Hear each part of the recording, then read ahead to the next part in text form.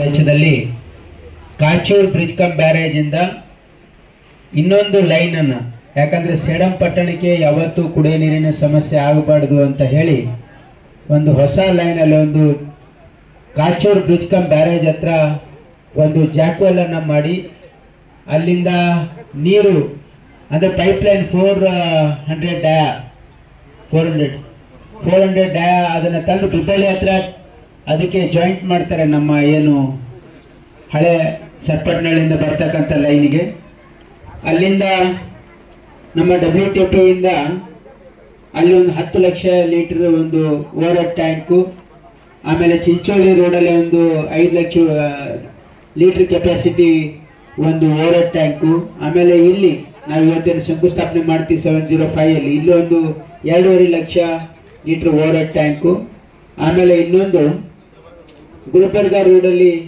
ಒಂದು 2.5 ಲಕ್ಷ, ಯಾಕಂದ್ರೆ ಅಲ್ಲಿ ಕೂಡ ಬಹಳ ಮನೆ ಆಗ್ತಾ ಇವೆ ಅಂತ 2.5 ಲಕ್ಷ, ಸುಮಾರು 20 ಲಕ್ಷ ಲೀಟರ್ ಓವರ್ ಹೆಡ್ ಟ್ಯಾಂಕಿನ ಕೆಪಾಸಿಟಿಯನ್ನು ಇನ್ಕ್ರೀಸ್ ಮಾಡ್ತಾ ಇದ್ದೀವಿ. ಇದರಿಂದ ನಮ್ಮ ಸೇಡಂ ಪಟ್ಟಣಕ್ಕೆ ಮುಂದೆ ಬರ್ತಕ್ಕಂಥ 2050ರವರೆಗೆ ನಮ್ಮ ಜನಸಂಖ್ಯೆಗೆ ಅವಶ್ಯಕತೆ ಇರ್ತಕ್ಕಂಥ, ಯಾಕಂದ್ರೆ ಪ್ರೊಜೆಕ್ಟೆಡ್ ಪಾಪ್ಯುಲೇಷನ್ 2050ಕ್ಕೆ ನಮ್ದು 98,000 ಇದು ಅಂತ ಇದೆ. 16 MLD ನೀರು ನಾವು ಕೊಡಬೇಕು ಅಂತಕ್ಕಂಥ ಒಂದು ದೃಷ್ಟಿಯಿಂದ ಈಗ ಈ ಒಂದು ಯೋಜನೆಯನ್ನ ಹಮ್ಮಿಕೊಳ್ಳಲಾಗಿದೆ. ಈಗಾಗಲೇ ಈಗ ಅದು ಟೆಂಡರ್ ಆಗಿ ಅವರು ಎಲ್ಲ ಸರ್ವೆ ಅವ್ರು ವರ್ಕ್ ಆರ್ಡರ್ ಕೊಟ್ಟ ಮೇಲೆ ಎಲ್ಲ ಸರ್ವೆ ಮಾಡಿ ಎಸ್ಟಿಮೇಟ್ ಮಾಡಿ ಇವತ್ತು ಶಂಕುಸ್ಥಾಪನೆ ಮಾಡ್ತಾ ಇದ್ದೀವಿ. ನನ್ನ ನೆನಪಿದೆ, ಇದೇ ವೇದಿಕೆಯಿಂದ ನಾನು ಕಳೆದ ಸಾರಿ ಮಾತಾಡಿದಾಗ ತಾವೆಲ್ಲ ಅನೇಕ ಜನ ನನಗೆ ಮನವಿಯನ್ನು ಕೊಟ್ಟಿದ್ರಿ, ಇಲ್ಲಿ ಕುಡಿಯೋ ನೀರಿನ ಸಮಸ್ಯೆ ಇದೆ ಅಂತ. ಆ ಕುಡಿಯೋ ನೀರಿನ ಸಮಸ್ಯೆಗೆ ಪರಿಹಾರ ಹುಡುಕ್ಲಿಕ್ಕೆ ಇತ್ತು ನಿಮ್ಮ ಹತ್ರನೇ ಇಲ್ಲಿ ಒಂದು ಓವರ್ ಹೆಡ್ ಟ್ಯಾಂಕ್ ಅನ್ನು ಮಾಡ್ತಾ ಇದ್ದೀವಿ. ಈ ಭಾಗದ ಎಲ್ಲ ಜನರಿಗೆ ಶಾಶ್ವತವಾಗಿ ಅದು ಪರಿಹಾರ ಆಗಬೇಕು ಅಂತಕ್ಕಂಥ ಒಂದು ಉದ್ದೇಶದಿಂದ ಇವತ್ತು ಈ ಒಂದು ಕಾಮಗಾರಿಯ ಒಂದು ಅಡಿಗಲ್ ಸಮಾರಂಭದಲ್ಲಿ ಉಪಸ್ಥಿತ ಇರ್ತಕ್ಕಂಥ ನಮ್ಮ ಪುರಸಭೆಯ ಅಧ್ಯಕ್ಷರು ಆಗಿರ್ತಕ್ಕಂಥ ವೀರೇಂದ್ರ ರುದ್ನೂರ್ ಅವರೇ, ಸಹೋದರಾಗಿರ್ತಕ್ಕಂಥ ಬಸವರಾಜ್ ಪಾಟೀಲ್ ಅವರೇ, ಮತ್ತು ನಮ್ಮ ಸ್ಥಳೀಯ ನಗರಾಭಿವೃದ್ಧಿ ಪ್ರಾಧಿಕಾರದ ಅಧ್ಯಕ್ಷ ಆಗಿರ್ತಕ್ಕಂಥ ವಿಶ್ವನಾಥ್ ಪಂಡ್ ಬೊಮ್ಮನಹಳ್ಳಿ ಅವರೇ, ಮತ್ತು ನಮ್ಮ ಗ್ಯಾರಂಟಿ ಸಮಿತಿಯ ಅಧ್ಯಕ್ಷರಾಗಿರ್ತಕ್ಕಂಥ ಶಿವಶನ್ ರೆಡ್ಡಿ ಪಾಟೀಲ್ ಅವರೇ, ಅಸಿಸ್ಟೆಂಟ್ ಕಮಿಷನರ್ ಅವರು, ಮತ್ತೆ ನಮ್ಮ ತಹಸೀಲ್ದಾರ್ ಅವರು ಮತ್ತು ಉಪಾಧ್ಯಕ್ಷರು ನಮ್ಮ ಪುರಸಭೆ, ಯಾಕಂದ್ರೆ ನಮ್ಮ ಪುರಸಭೆನೂ ಕೂಡ ನಗರಸಭೆಯನ್ನಾಗಿ ಮೇಲ್ದರ್ಜೆಗೇರಿಸಿದ್ದೀವಿ. ಮುಂದೆ ಇದನ್ನ ಸೇಡಂ ಪಟ್ಟಣವನ್ನ ನಗರಸಭೆಯನ್ನಾಗಿ ಮಾಡಿದ್ದೀವಿ. ಯಾಕಂದ್ರೆ ಇಲ್ಲಿ ವೇಗವಾಗಿ ಬೆಳೀತಾ ಇರ್ತಕ್ಕಂಥ ಜನಸಂಖ್ಯೆ ಮತ್ತು ಸೇಡಂ ಪಟ್ಟಣ ಇವತ್ತು ಕಲಬುರಗಿ ಆದ್ಮೇಲೆ ಒಂದು ದೊಡ್ಡ ಪಟ್ಟಣವಾಗಿ ಹೊರಹೊಮ್ತಾ ಇದೆ. ಹಾಗಾಗಿ ಇದನ್ನ ನಗರಸಭೆಯನ್ನ ಈಗಾಗಲೇ ಕ್ಯಾಬಿನೆಟಿನ ಅನುಮೋದನೆ ಆಗಿ ಇವತ್ತು ಗವರ್ಮೆಂಟ್ ಆರ್ಡರ್ ಕೂಡ ಇಶ್ಯೂ ಆಗಿದೆ. ನಮ್ಮ ಸೇಡಂ ಪಟ್ಟಣದ ಅಭಿವೃದ್ಧಿಗೆ ಬಹಳ ಹಿಂದಿನಿಂದ ನಿಮ್ಗೆಲ್ಲ ಗೊತ್ತಿದೆ. ನಾನು ಮೊದಲನೇ ಬಾರಿ ಇಲ್ಲಿ ಶಾಸಕನಾಗಿದ್ದಾಗ 2004ರಲ್ಲಿ ಪ್ರತಿ ಒಂದು ಬೇಸಿಗೆ ಕಾಲದಲ್ಲಿ ಬಹಳ ದೊಡ್ಡ ಪ್ರಮಾಣದ ಕುಡಿಯುವ ನೀರಿನ ಒಂದು ಹಾಹಾಕಾರ ಇರ್ತಾ ಇತ್ತು ಸೇಡಂ ಪಟ್ಟಣದಲ್ಲಿ. ಸೇಡಂ ಪಟ್ಟಣದಲ್ಲಿ ಅಷ್ಟೇ ಅಲ್ಲ, ಅನೇಕ ಹಳ್ಳಿಗಳಲ್ಲಿ ಇವತ್ತು ಆ ಹಳ್ಳಿಯಲ್ಲಿ ಹಾಹಾಕಾರ ಅಂತಕ್ಕಂಥದ್ದು ಪೇಪರ್ ಹೆಡ್ಲೈನ್ಸ್ ಆಗ್ತಿತ್ತು ಪ್ರತಿ ಒಂದು ಬೇಸಿಗೆ ಕಾಲದಲ್ಲಿ. ಆದ್ರೆ ಅದನ್ನು ಹಂತ ಹಂತವಾಗಿ ಸೇಡಂ ತಾಲೂಕಿನಲ್ಲಿ ಯಾವುದೇ ಗ್ರಾಮದಲ್ಲಿ ಕುಡಿಯುವ ನೀರಿನ ಸಮಸ್ಯೆ ಇಲ್ಲದೆ ರೀತಿಯಲ್ಲಿ ನಾನು 2000 ಇಸ್ವಿಯಿಂದ ಏನು ಜಿಲ್ಲಾ ಪಂಚಾಯತ್ ಸದಸ್ಯನಾಗಿ, ಉಪಾಧ್ಯಕ್ಷನಾಗಿ, ಶಾಸಕನಾಗಿ ಇವತ್ತು 4 ಬಾರಿ ಶಾಸಕ ತಮ್ಮೆಲ್ಲ ಆಶೀರ್ವಾದದಿಂದ ಇವತ್ತು ಸೇಡಂ ಪಟ್ಟಣದಲ್ಲಿನೂ ಕೂಡ ಯಾವುದೇ ಕುಡಿಯುವ ನೀರಿನ ಸಮಸ್ಯೆ ಇಲ್ಲ. ಮುಂದೆನೂ ಕೂಡ ಈಗ ಅಷ್ಟೇ ಅಲ್ಲ, ಮುಂದೆ ಬರ್ತಕ್ಕಂಥ ದಿನಗಳಲ್ಲೂ ಕೂಡ ಏನು ಔಟ್ಸ್ಕರ್ಟ್ಸ್ ಅಲ್ಲಿ ಸ್ವಲ್ಪ ಸಮಸ್ಯೆ ಇತ್ತು.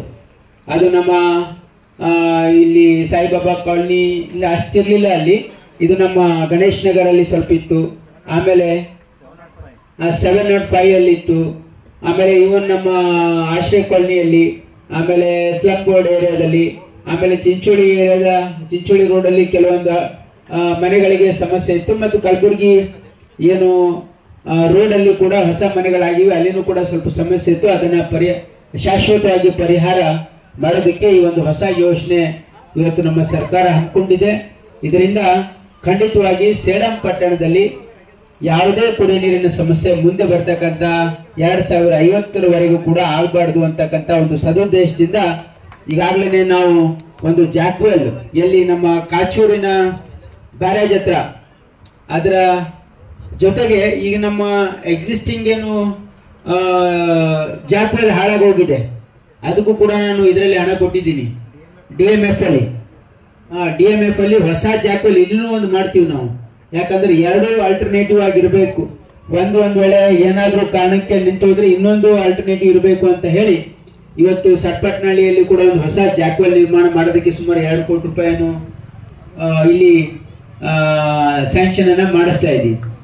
ಜೊತೆಗೆ ಇವತ್ತು ಸೇಡಂ ಪಟ್ಟಣದಲ್ಲಿ 24/7 ಇದು ಕಾನ್ಸೆಪ್ಟ್ ಇನ್ನು ನಮ್ಮ ಕಲಬುರಗಿ ಜಿಲ್ಲೆಯಲ್ಲಿ ಎಲ್ಲೂ ಆಗಿರ್ಲಿಲ್ಲ. ಆದ್ರೆ ನಮ್ಮ ಸೇಡಂ ಅಲ್ಲಿ 24/7 ಅನ್ನ ನಾವು 2016 ಅದನ್ನ ಉದ್ಘಾಟನೆ ಮಾಡಿದೀವಿ. ಆದ್ರೆ ನಾನಾ ಕಾರಣಗಳಿಂದ ನೀರಿನ ಕ್ವಾಲಿಟಿ ಸರಿ ಇಲ್ಲ ಅಂತಕ್ಕಂಥ ಜನರ ಒಂದಿತ್ತು. ಅದಕ್ಕಾಗಿ ಈಗ ನಮ್ಮ WTP ಕೂಡ ಮೇಲ್ದರ್ಜೆಗೆ ಏರ್ತಾ ಇದೆ ಈ ಸ್ಕೀಮ್ ಅಲ್ಲಿ. ಹಾಗಾಗಿ ಗುಣಮಟ್ಟದ ನೀರನ್ನ ಜನರಿಗೆ ತಲುಪಿಸೋದಕ್ಕೆ ಈಗಾಗಲೇ ನಮ್ಮ ಸೇಡಂ ಅಲ್ಲಿ 24/7 ಇದೆ. ಆಮೇಲೆ UGD ಎಲ್ಲ ವರ್ಕ್ ಕಂಪ್ಲೀಟ್ ಆಗಿದೆ. ಏನೋ ಒಂದು 800 ಮೀಟರ್ಸ್ ಇನ್ನು, ಯಾಕಂದ್ರೆ ನಾನು ಇದು 2013 ಇದು ಪ್ರಾರಂಭ ಆಗಿ 2017 ಮುಗಿಬೇಕಾಗಿತ್ತು ಮತ್ತು ರಿವೈಸ್ ಎಸ್ಟಿಮೇಟ್ಗೂ ಕೂಡ ಅಪ್ರೂವಲ್ ಕೊಡಿಸಿದ್ದೆ ನಾನು. ಆದ್ರೆ ಈಗ ಎಲ್ಲ ಕೆಲಸ ಮುಗಿದಿದೆ. ಇನ್ನೂ ಒಂದು 800 ಮೀಟರ್ ಒಂದ್ ವೇಳೆ ಏನು ಆ ಲೈನ್ ಅನ್ನು ಹಾಕ್ಬಿಟ್ರೆ ನಮ್ಮ, ಯಾಕಂದ್ರೆ WTP ಕೂಡ ಆಗಿದೆ, STP ಆಗಿದೆ, ಆ STP ಕೂಡ ರೆಡಿ ಇದೆ. ಈಗ ಒಂದು 800 ಮೀಟರ್ ಒಂದು ಪೈಪ್ ಲೈನ್ ಅತಿ ವೇಗದಲ್ಲಿ ಮಾಡ್ಬೇಕು. ನೀವು ಒಂದು ತಿಂಗಳಲ್ಲಿ ಮಾಡ್ಬೇಕಿದೆ. ಅಸಿಸ್ಟೆಂಟ್ ಕಮಿಷನರ್ ಕೂಡ ಅಲ್ಲೇನೋ ಲ್ಯಾಂಡ್ ಇನ್ ಇಶ್ಯೂ ಇದ್ರೆ ನೀವು ಅದಕ್ಕೆ ಪೊಲೀಸ್ ಪ್ರೊಟೆಕ್ಷನ್ ಕೊಟ್ಟು ಅದು ಮಾಡಿಸ್ಬೇಕು. ಯಾಕಂದ್ರೆ ಸುಮಾರು ಇಲ್ಲಿವರೆಗೆ ನಾವು 60-70 ಕೋಟಿ ಮೇಲೆ ಖರ್ಚು ಮಾಡಿದೀವಿ. 56 ಕೋಟಿ ರೂಪಾಯಿ ಖರ್ಚು ಮಾಡಿ ನಾವು ಅದನ್ನ ಮಾಡಿದ್ದನ್ನ ನಾವು ಅದಿಷ್ಟು ಲಿಂಕ್ ಲೈನ್ ಕಂಪ್ಲೀಟ್ ಮಾಡಿದೇನೆ ಅದನ್ನ ಉಪಯೋಗಕ್ಕೆ ಬರಲ್ಲ. ಹಾಗಾಗಿ ಅದು ಒಂದು ತಿಂಗಳಲ್ಲಿ ಅದನ್ನ 800 ಮೀಟರ್ ಆ ಪೈಪ್ ಲೈನ್ ಮಾಡಿದ ಮೇಲೆ ಈಗ ನಮಗೆ ಸೇಡಂ ಅಲ್ಲಿ ನಮ್ಮ UGD ಆಗುತ್ತೆ, 24/7 ವಾಟರ್ ಸಪ್ಲೈನೂ ಆಗುತ್ತೆ. ಆಮೇಲೆ ಕುಡಿಯ ನೀರಿನ ಒಂದು ಶಾಶ್ವತ ಒಂದು ಪರಿಹಾರ ಹುಡುಕ್ತಕ್ಕಂಥ ಪ್ರಾಮಾಣಿಕ ಪ್ರಯತ್ನ ಇಲ್ಲಿ ಸೇಡಂ ನಗರದಲ್ಲಿ ಮಾಡಿದೀವಿ ಅಂತಕ್ಕಂಥದ್ದು ನನಗೆ ತೃಪ್ತಿ ಇದೆ. ಹಾಗಾಗಿ ನಮ್ಮ ಸರ್ಕಾರ ವಿಶೇಷವಾಗಿ ನಮ್ಮ 5 ಗ್ಯಾರಂಟಿಗಳ ಜೊತೆ, ಯಾಕಂದ್ರೆ ಅಪೋಸಿಷನ್ ಅವರು ಏನೇನೋ ಹೇಳ್ತಾ ಇರ್ತಾರೆ, ಆದ್ರೆ 5 ಗ್ಯಾರಂಟಿಗಳ ಜೊತೆ ಅಭಿವೃದ್ಧಿ ಕಡೆಗೆ ಹೆಚ್ಚಿನ ಗಮನವನ್ನು ನಮ್ಮ ಸರ್ಕಾರ ಕೊಡ್ತಾ ಇದೆ.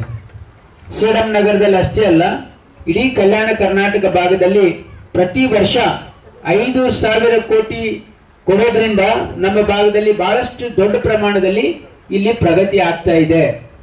ಇವತ್ತು ಈ ಬಡಾವಣೆಯಲ್ಲಿ ಕೆಲವೊಂದು ರೋಡ್ಗಳು ಇರಲಿಲ್ಲ ಅಂತ ಹೇಳಿದಿರಿ ನೀವು. ಈಗಾಗಲೇ ಅದಕ್ಕೆ 50 ಲಕ್ಷ ರೂಪಾಯಿ ಒಂದು ಮತ್ತೆ 60 ಲಕ್ಷ ರೂಪಾಯಿ ಸುಮಾರು ಇಲ್ಲಿ 1,45 ಲಕ್ಷ ರೂಪಾಯಿ ಈ ಸುತ್ತಮುತ್ತಲ ಎಲ್ಲ ಬಡಾವಣೆಗಳಲ್ಲಿ ರಸ್ತೆ ಮಾಡೋದಕ್ಕೂ ಕೂಡ ಈಗಾಗಲೇ ಮಂಜೂರಾತಿ ಮಾಡಿದ್ದೀವಿ.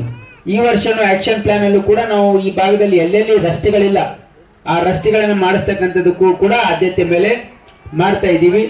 ಜೊತೆಗೆ ಇವತ್ತು ನಿಮ್ಗೆಲ್ಲ ಗೊತ್ತಿರೋ ಹಾಗೆ ಇವತ್ತು ನಮ್ಮ ಸೇಡಂ ಪಟ್ಟಣದಲ್ಲಿ ನಾವು ಒಂದು ಹೊಸ ಬಿಲ್ಡಿಂಗ್ ಅನ್ನ ಅಡಿಗಲ್ ಮಾಡಿದ್ದೀವಿ. ಕಳೆದ ಸಾರಿ ಒಂದು nursing college, government paramedical college ಸುಮಾರು 10 ಕೋಟಿ ರೂಪಾಯಿ ವೆಚ್ಚದಲ್ಲಿ ಈಗ ಕೆಲಸ ಅದು ನಡೀತಾ ಇದೆ.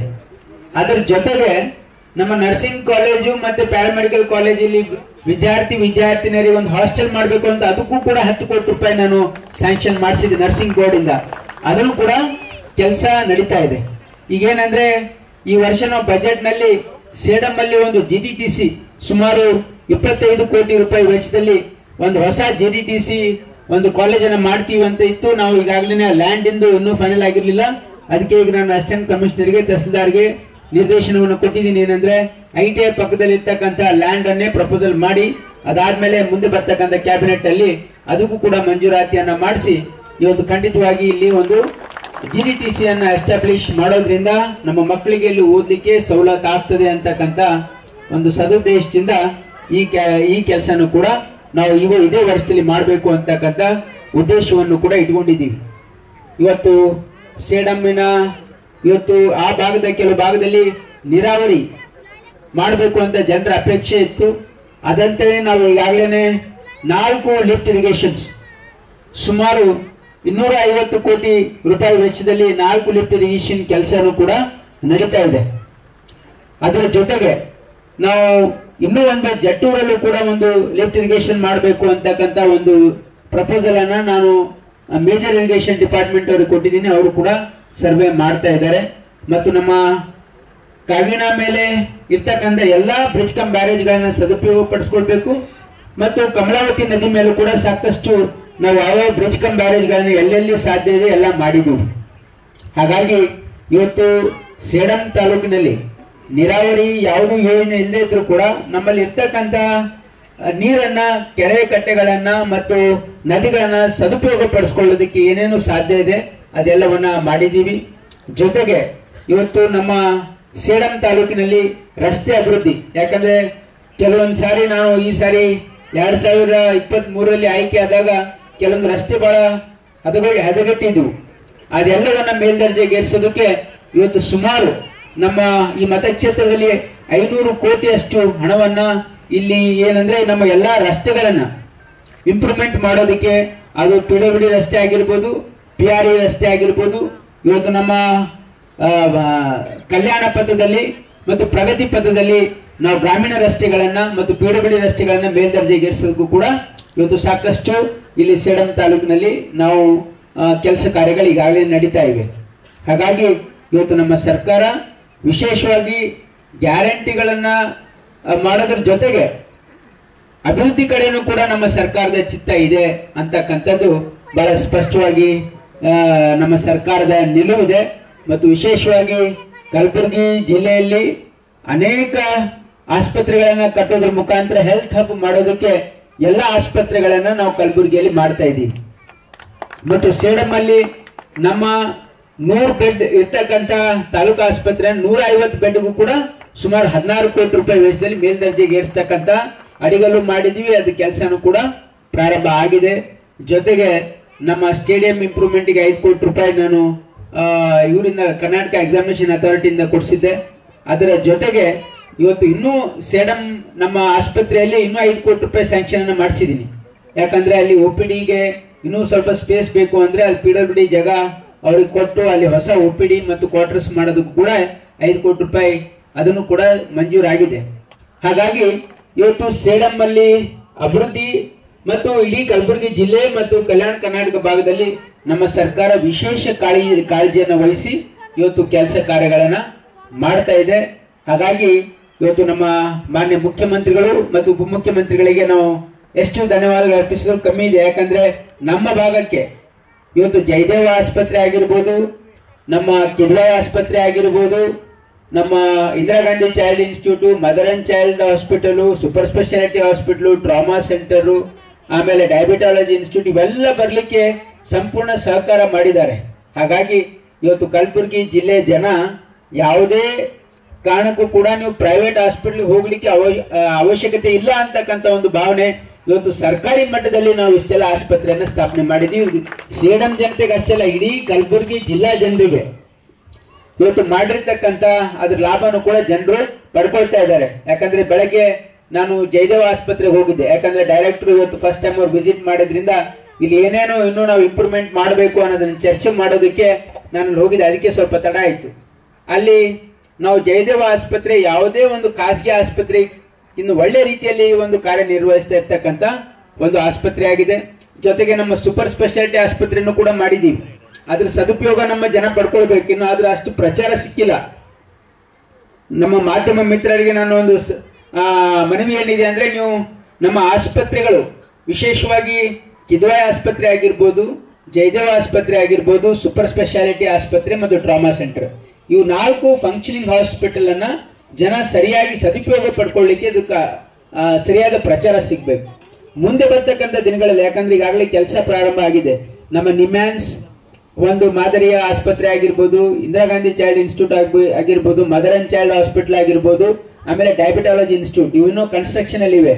ಆದ್ರೆ ಇನ್ನೂ 3 ತಿಂಗಳಲ್ಲಿ ನಾವು ನೆಕ್ಸ್ಟ್ ಗುರಿ ಏನಂದ್ರೆ ಒಂದು ಬರ್ನ್ಸ್ ಯೂನಿಟ್, ಅಂದ್ರೆ ಒಂದು ಅತ್ಯಾಧುನಿಕವಾಗಿರ್ತಕ್ಕಂಥ ಸುಟ್ಟುಗಾಯದ ಒಂದು ಆಸ್ಪತ್ರೆ, ಒಂದು ಮಾಡರ್ನ್ ಬರ್ನ್ಸ್ ಯೂನಿಟ್ ಅನ್ನ ನಾವು ಬಿಲ್ಡಿಂಗ್ ಕಂಪ್ಲೀಟ್ ಆಗೋ ಸ್ಟೇಜ್ ಅಲ್ಲಿ ಇದೆ.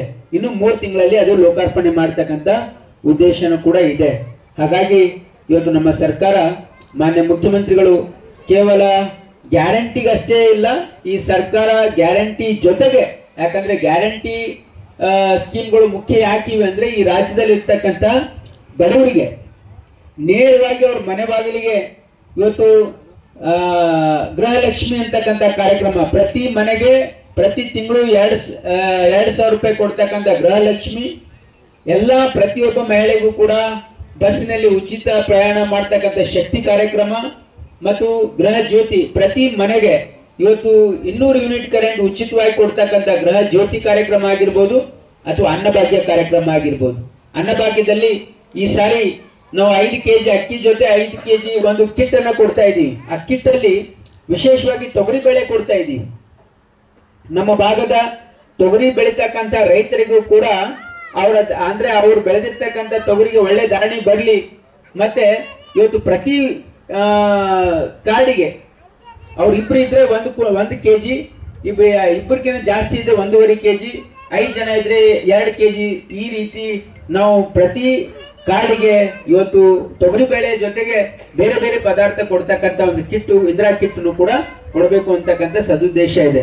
ಅದ್ರ ಜೊತೆಗೆ ಯುವ ನಿಧಿ ಕಾರ್ಯಕ್ರಮ ನಮ್ಮ ಇಲಾಖೆಯಿಂದ ಯಾರು ನಿರುದ್ಯೋಗಿ ಯುವಕರು 2023 ಆದ್ಮೇಲೆ ಪಾಸ್ ಆಗಿದ್ದಾರೆ ಡಿಗ್ರಿ ಅಥವಾ ಡಿಪ್ಲೊಮಾ, ಅವ್ರಿಗೆ ತಿಂಗಳಿಗೆ 3,000 ರೂಪಾಯಿ ಕೊಡ್ತಕ್ಕಂಥ ಯುವ ನಿಧಿ ಮತ್ತು 1,500 ಕೊಡ್ತಕ್ಕಂಥದ್ದು ಯಾರು ಡಿಪ್ಲೊಮಾ ಹೋಲ್ಡರ್ಸ್ ಇದ್ದಾರೆ.